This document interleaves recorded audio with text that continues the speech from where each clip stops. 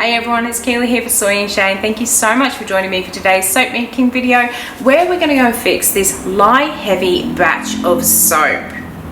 So this bar of soap I was making as a special bar, and as I was pouring it out, I poured my lye water into my oils and I just thought, it looks a little bit full to me. And then I finished doing the first mixing, brought it up to emulsion, and I went to stand my stick blender in there and I thought, the soap's covering my stick blender a little bit more than it should be. Oh well, I'll keep going. I kept going and I got to the point of actually pouring the soap into the mold, and then I had a whole lot of soap left over, and I was able to get some extra bars of soap poured into another mold, and I knew instantly then I had done something wrong. Now, I'd actually put a lot of time and effort into making the embed, so I decided I'm not going to risk this soap. I'm going to go ahead and remake it. So what I then did is I went over to my set of scales, I put my little lye jug on it, I poured my lye water, which I master batch. I actually do a master batch to give me exactly what I need for each of my soaps. There's no adding extra liquids, so I pretend I'm making a 20 kilo batch of soap, and I make enough water for 20 kilos of soap oil, and then just pour off what I need.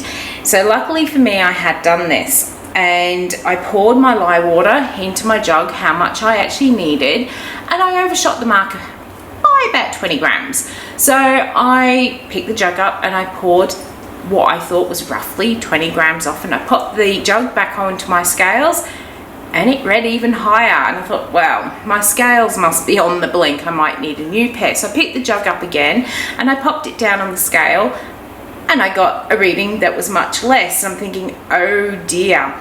And I was looking at my jug and my scales, and I thought, well, what on earth is going on? How am I going to fix this? How am I going to make another batch of soap?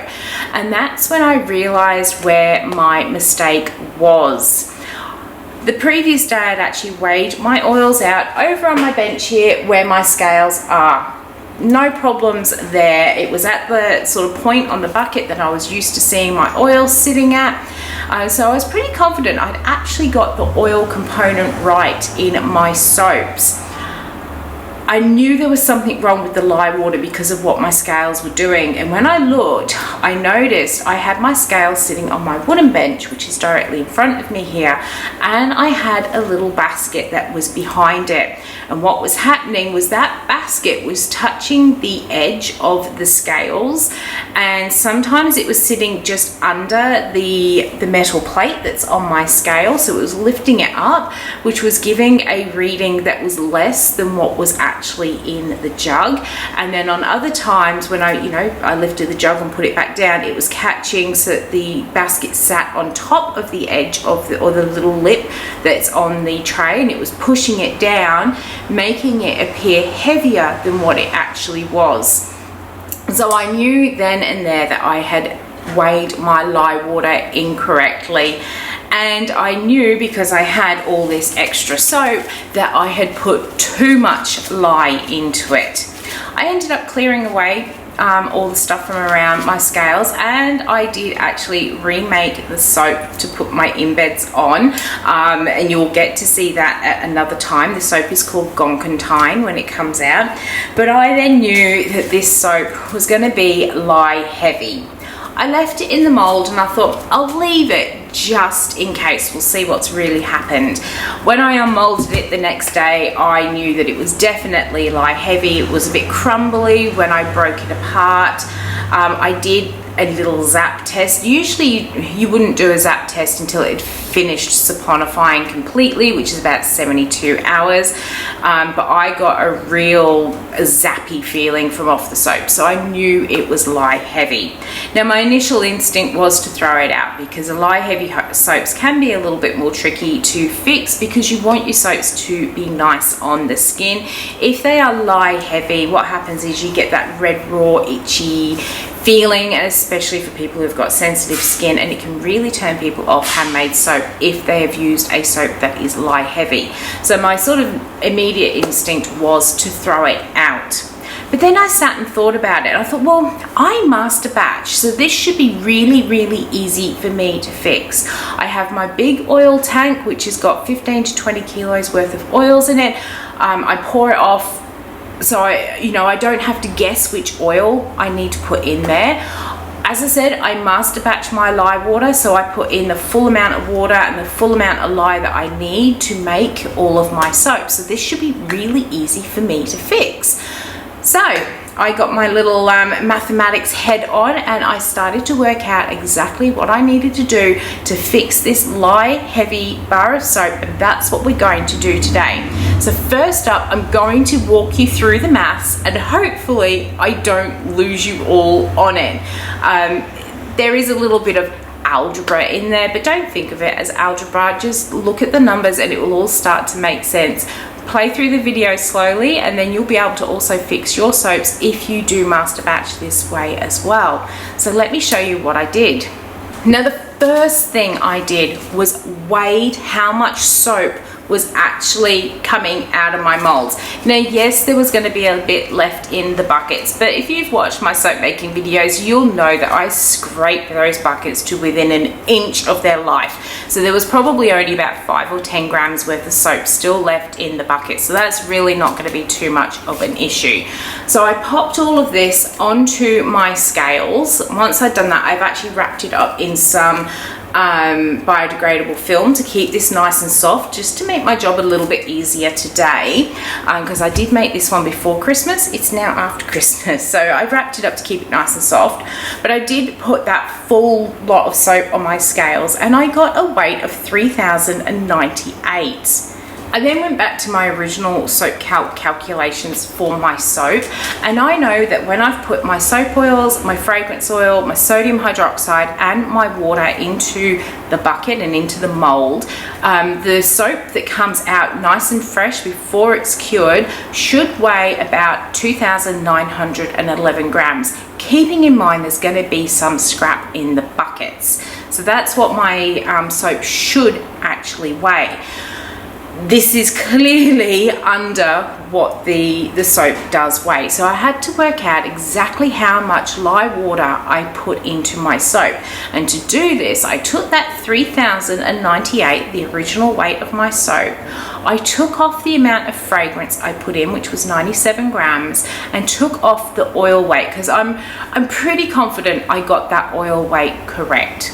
I'm human, I make mistakes, but I'm pretty sure I did get that oil weight correct. So I took off my total oils I put in, which was 1,950, and we ended up with an amount of 1,051. So that means that 1,051 is made up of water and sodium hydroxide. But I need to know how much sodium hydroxide went into that soap. Just how much lye did I put into there? To work this out is actually quite simple. I took the total amount of water and sodium hydroxide from out of my master batch that I add into my soaps, which comes to 863 grams. Of that 863 grams, 278 of that is sodium hydroxide. So to work that out as a percentage, I took that 278 divided by the total weight of my lye water, the 863, which gave me 0.32. So we just bumped that decimal place down to 2, which makes it 32%. That means that of that 1,051 lye water sodium hydroxide that is in this bar of soap, 32% of that is sodium hydroxide.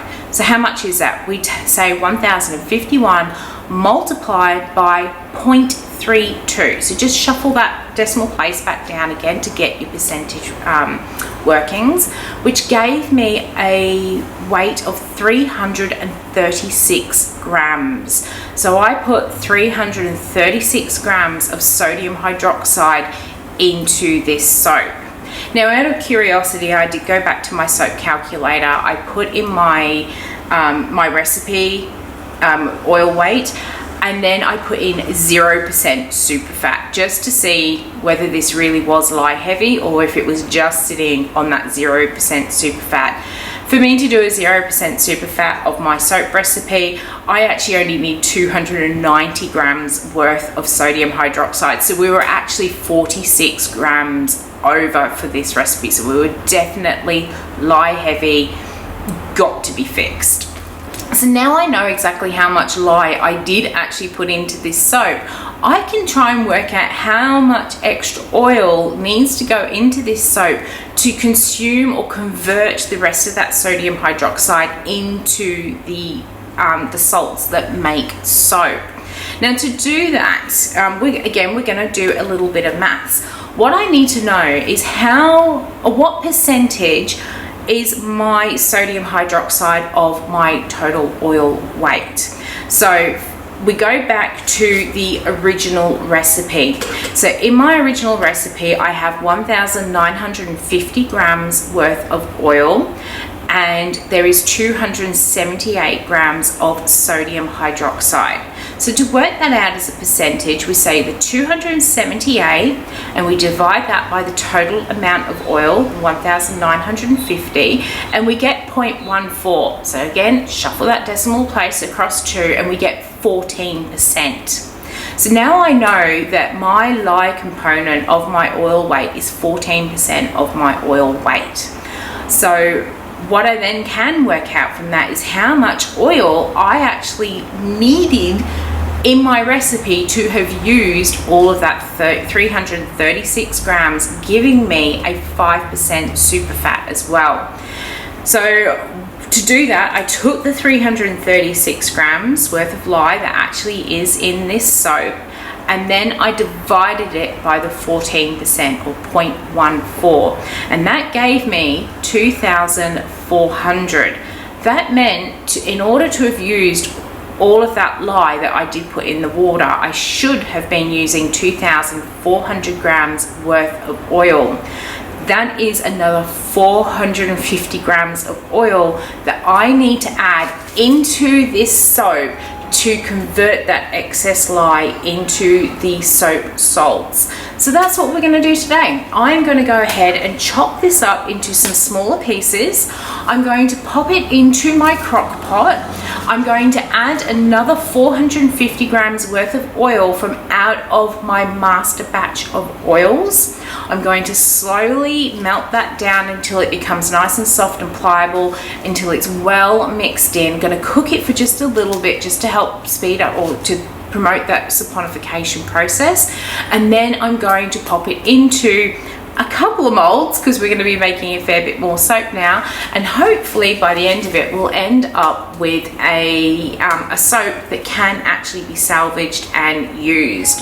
So the first thing we're going to do is go and chop this up into smaller bits and pop it into that crock pot.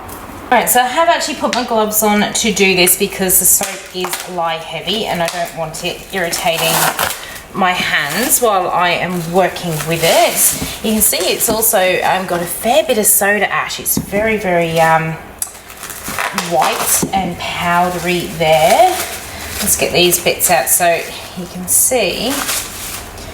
These were some of the bits I poured out, and it's just really, really crumbly. It is not a nice texture at all. It is still really soft because I have had it wrapped up. I did make this just before Christmas, or the weekend before Christmas, so it is still nice and soft, which is going to make chopping this up much easier. I'll just move that one down for now. I'm going to use my single bar cutter. You could use a knife, use whatever you want. I decided, normally most people grate, but I figured because this was still nice and soft, I am just going to use my single bar cutter just to roughly chop it up. Now the advantage with having this nice and soft rather than hotter, it should actually melt down quite quickly. We won't need to put any additional fluids into it, which was one of the reasons I wanted to keep this.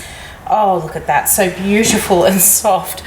Oh, what a shame. We've got some beautiful, beautiful curly whirlies in this soap, but that's okay. The remake I did of the soap also had some lovely curly whirlies.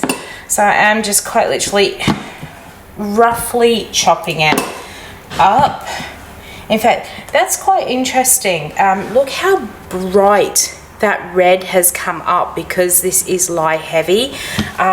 In the other soap that I have made, the red isn't quite as pink as what it is in here, so having that extra lye really does affect the colors. You can also see we've got a bit of a ring, like a discoloring ring around the edge of the soap. So it's really interesting what it does when you have made a mistake. But as I was saying, because this is nice and soft, it's not going to take nearly as long to rebatch this, because that is essentially what we're doing. It's not going to take that long. Because it is soft, I don't have to grate it up into those really fine pieces that you generally do when rebatching soap. You usually cut it down to such small pieces because the soap most people rebatch is quite hard, and cutting it down to the finer sizes just makes it quicker to melt down. We won't need to add any extra liquid, as I said, because this is already nice and soft. So I'm going to keep cutting these up in just small pieces. I'm popping them into my crock pot, and then once we've done that, we'll add in some oils, and then I'm going to turn this onto a low heat, and I'm just going to let it cook out until it gets nice and soft and pliable, or even softer I should say, so we can then add it into our molds.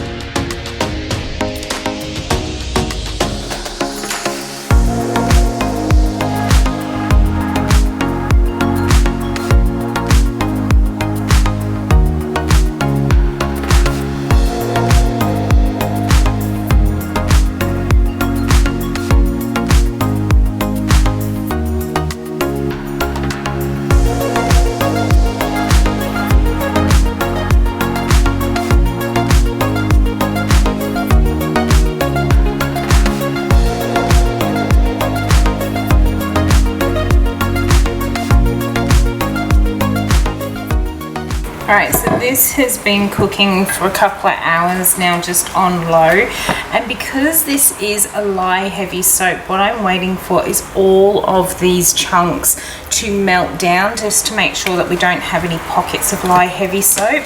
It's almost ready, so I'm going to give it probably another half an hour of cooking on low, and then I'm going to get my stick blender in here and really mash it up, making sure that all those chunks of soap have been incorporated in here.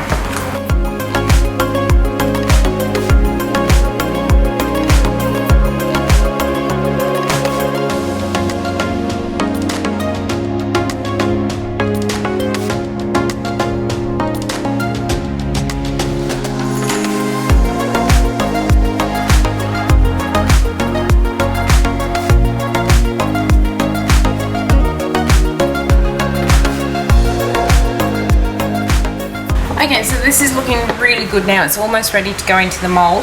Now, because we have put in that extra bit of oil, I'm also going to add in a little bit of fragrance so that I keep the same sort of ratio of fragrance within my mix. It is actually smelling really good, but that's just going to give it a little bit of a boost. I'm going to mix this in, and then over here I have a jug with a little bit of extra mica in. I'm going to spoon some into that jug, give it a mix, and then stir it back through just to give a in the pot swirl, and then we're going to pop it into the molds, and we're going to go for 2 molds, seeing as we've got that extra oil.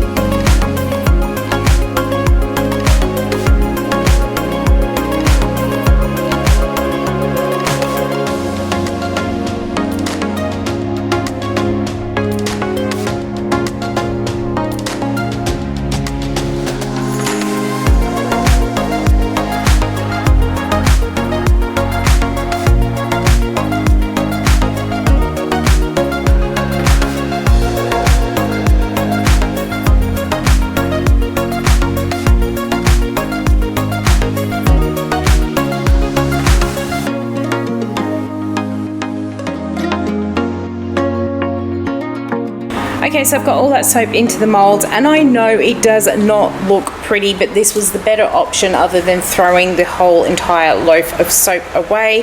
I gave this a really good knockdown on the bench to try and knock out as many air pockets as possible, and then once it was filled, I gave it a really sort of good pat down to try and push out any air pockets. What we'll do is we'll leave this one to set up overnight. We'll come back soon, we'll cut it open, and then when this one has firmed up enough, I'll actually plane the tops off, and hopefully we'll have a fairly decent looking bar of soap. Alright, it is time to cut into our rescued soap here. It definitely does not look pretty. I was going to get my slab cutter and actually cut the top off and use that as part of my confetti soap bags, but when I unmolded it, I figured the sides look the same as what the top does, so I decided to leave it so we do get a nice size bar. It will go into my It's Still soap range that I have. I actually haven't had any in that little range for a while because I've been fairly lucky with how most of my soaps have been coming out. But this one is definitely going into the It's Still soap range. It might not be pretty, but it's still soap. But that's the inside. And I'm not too upset about that at all. It looks quite pretty actually, and it does smell really good too. Now as this actually hardens up, I may decide to take the planer to it. I don't know yet. It is a very rustic looking style of a bar there, but you know what, at the end of the day I would much rather have a soap that looks like this than throw away all of that soap because of a silly little mistake. It would have been a very expensive silly little mistake. So at the end of the day, we still do have a soap bar that can be used, and you know what, people sometimes don't care what their soaps look like. They're more interested in how it feels on the skin, how it smells and things like that. So this soap will be perfect for anyone who is just more into that, and it's definitely perfect for all those that goes, your soaps are too pretty to use.